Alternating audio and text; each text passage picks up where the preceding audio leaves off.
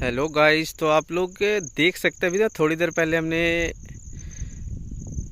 वो हमारी टंकी रही, हमने इसने हर्बिसाइड का छिड़काव किया है। ये जो हर्बिसाइड सब देख सकते हैं, जितने भी ये हर्बिसाइड से मतलब ये घास फूस इसको ख़त्म करने के लिए। अब क्या है ना, ये बहुत बड़ी जगह है तो इसमें पानी भी रहता है, इसमें धान भी लगेगा। तो ये जब होगा ना तो ये होगा तो धान की ना मतलब पेड़ों की क्वालिटी ख़राब हो जाएगी, क्योंकि उनका पोषक तत्व तो ये भी लेंगे तो उनको कम पड़ जाएगा, ठीक है, हिसाब से। और ये क्या है ना, ये बढ़ेंगे तो वो पेड़ ना फल फूल नहीं सकता, मतलब ऊपर आके उनको जितना मतलब उसके तने को मोटा होना चाहिए उतना स्पेस नहीं छोड़ता है। तो इसको मारने के लिए हमने अभी हर्बिसाइड का यूज़ किया है, मतलब वो भी एक तरह से केमिकल ही है। तो आप देख सकते हैं, लोग अक्सर क्यों कहते हैं कि केमिकल से बचना आज के डेट में मुश्किल है, क्योंकि अभी हमने केमिकल का छिड़काव किया। और ये जो गाय है अभी सामने देख पा रहे, ये गाय अभी इस घास को चर रही है। अभी बस हम लोग दे के उठे हैं, मुश्किल से 2 ही मिनट हुआ होगा। और वो भी पीछे आपको दिख रहे होंगे और भी बैल, वो भी धीरे धीरे उतर रहे हैं। तो अब ये सारी चीज़ें इनकी ये घास खा रही है तो ये केमिकल उनके पेट में जाएगा और उससे मतलब फिर वो वापस मिट्टी में आएगा और उसी मिट्टी से आप कुछ ना कुछ खाएंगे, गाय का दूध पिएंगे। तो केमिकल से बचना आज के डेट में हर तरह से किसी भी एंगल से मुश्किल ही है। इसीलिए लोग ना इतना कह रहे हैं ज़ोर शोर से कि ऑर्गेनिक अपनाओ। अब ऑर्गेनिक में क्या होती है ना, ये घास मारने के लिए, ये जो हर्बिसाइड इसको मारने के लिए ऑर्गेनिक तरीका होता है, मतलब उसमें केमिकल की ज़रूरत नहीं होती, ये ख़त्म हो जाएगा। अब उसके लिए लगता है क्या टाइम, हमको पहले से प्रिपरेशन करना पड़ता है, मार्केट में अच्छे प्रोडक्ट्स अवेलेबल नहीं है। तो उस चक्कर में क्या ना, किसान हमारे जैसे और भी किसान हैं आसपास, मतलब हर जगह के देश में कहीं पे भी बोलो आप, तो वो इस केमिकल का यूज़ कर रहे हैं। अब इनके पास कोई रास्ता नहीं है। अब रासायनिक जैसे खाद आती है तो रासायनिक खाद का भी यूज़ बहुत ज़्यादा होता है, मतलब अब यूरिया बोलो, डीएपी बोलो, कहीं पे भी जाओ वहाँ पे इसकी खेती होती है। आजकल गाय की भी बहुत ज़ोर शोर से खेती हो रही है। तो इस तरह का चारा ना इनके लिए भी हानिकारक हो सकता है। मतलब ये जब इनके पेट में जाएगा तो ऑब्वियस सी बात है, हमको नुकसान कर रहा तो इनको भी नुकसान करेगा, तो इनको भी नुकसान है। अब क्या है, ये अगर इस चक्कर में मतलब जब मरेंगे इन, है ना, अब इनकी तो क्या बॉडी सड़ती रहती है, हमारी तो फिर भी कहीं जला दी जाती है, दफनाई जाती है, कुछ तो होती है, मतलब वो ऐसे वातावरण में खुला नहीं घूमता है वो। लेकिन इसकी ये जब मर जाएगा तो इसका शव, इसकी बॉडी ऐसे ही बाहर कहीं पे जंगलों में, ऐसे ऐसे कहीं पे जंगलों में, पहाड़ों में फेंका होगा।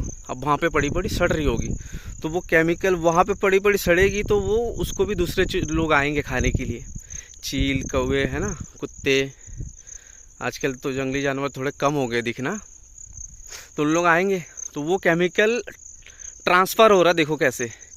और ऐसे ना सेम प्रोसीजर, ऐसा नहीं है कि वो केमिकल वो ख़राब हो जाता है, वो नष्ट हो जाता होगा, उनके पेट में जाके हजम हो जाता है, ऐसा कुछ नहीं होता। वो बनाई गई है रासायनिक प्रक्रियाओं के द्वारा, तो वो ख़त्म नहीं होती कभी, वो ट्रांसफ़र होती रहती है इधर से उधर। और हर साल सोचो हम इसमें इतना केमिकल डाल रहे हैं, हर साल ऐसे होते ना।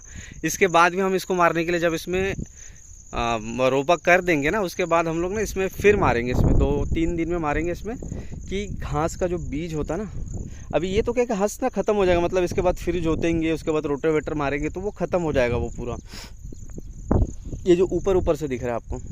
और उसके बाद हम लोग उसमें, इसके नीचे भी बीज है, तो वो जुताई करने के बाद ना वो निकल जाता है, बीज ऊपर आ जाता है, ऐसे सतह पे ना ऊपर आ जाता है।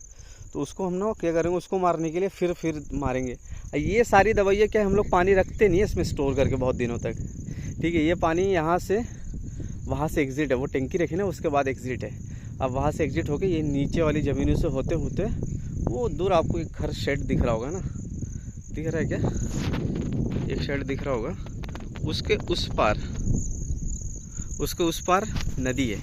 और वो पानी सारा ये नदी में जा रहा है, और ऐसा हर खेत में है ना, हर खेत में।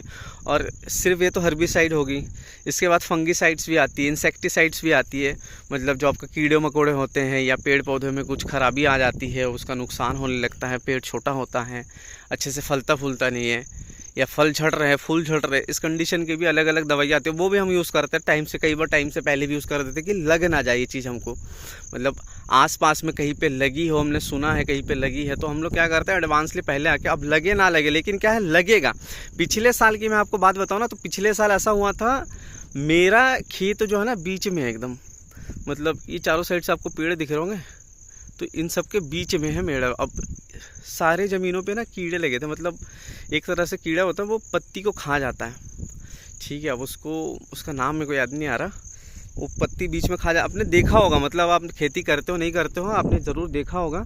तो वो कीड़े हैं ना, तो वो लग गए थे, तो उनके खेत में लगा था, इस खेत में नहीं लगा था। तो फिर मेरे को ना मतलब ये चारों तरफ सबको जितने भी खेत दिख रहे, ये सब लोगों ने उसका यूज़ किया। तो क्या है, अब वो कीड़ा भागने लगेगा, तो भागेगा किधर, जिधर से उसको लगेगा कि इधर स्प्रे नहीं हुआ है। अब मेरा खेत बीच में ऐसा था जिस पे स्प्रे नहीं हुआ था, तो मेरे को भी ज़बरदस्ती मारना पड़ा, लगा या नहीं लगा फिर भी अपने आप को बचाने के लिए मेरे को मारना पड़ा।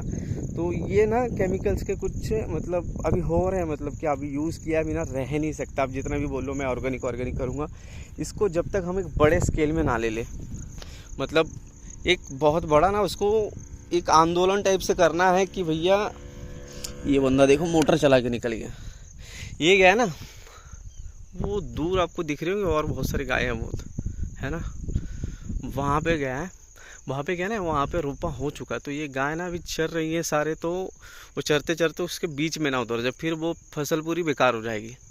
तो उसको भगाने के लिए गए हैं, और इसको ना मैं भगा नहीं सकता भी, क्योंकि एक तो इतनी तेज़ गर्मी हो रही है, और ये भगाएंगे ना फिर जाएगी नहीं, ये थोड़ी दूर ऐसे भग के यहाँ से वहाँ चली जाएगी, फिर वापस आ जाएगी। और मैं तो अभी हूँ घंटे भर के लिए, इसके बाद कौन भगाएगा इनको। तो ये सारी चीज़ें ना, जिनकी ये पशु है उनको ना, ये गाय जिनका है उनको थोड़ा सा ना ध्यान रखना चाहिए कि भैया ऐसे खुले मत छोड़े, मतलब इतना भी ना छोड़े कि वो कुछ भी जा रही है कहीं पे भी खा रही है। और आज के डेट में ना क्या है, इन सब से भी फसल लिया जाता है, मतलब दूध का जो प्रोडक्शन है इन सब से आज के डेट में बहुत ज़्यादा लिया जाता है।